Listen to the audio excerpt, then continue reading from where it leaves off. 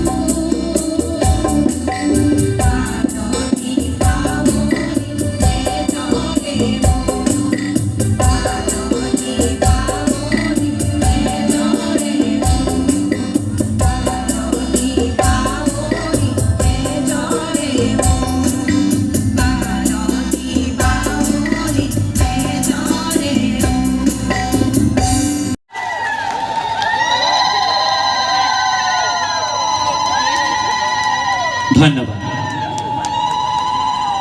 ইয়াৰ লগতে আমি আদৰণি জনাব বিচাৰিছোঁ সুদূৰ গুৱাহাটীৰ পৰা আমাৰ আমন্ত্ৰণ ৰক্ষা কৰি আহি উপস্থিত হোৱা সন্মানীয় জ্যোতিৰ্ময় শৰ্মা ডাঙৰীয়াক। তেখেত হৈছে পণ্ডিত উমাকান্ত দেৱ শৰ্মা ফাউণ্ডেশ্যনৰ সচিব আৰু অধ্যাপক। আমি তেখেতকো আদৰণি জনাবলৈ উদযাপন সমিতিক অনুৰোধ জনাইছোঁ। এয়া জ্যোতিৰ্ময় শৰ্মা দেৱক উদযাপন সমিতিৰ তৰফৰ পৰা আদৰণি জনোৱা হৈছে।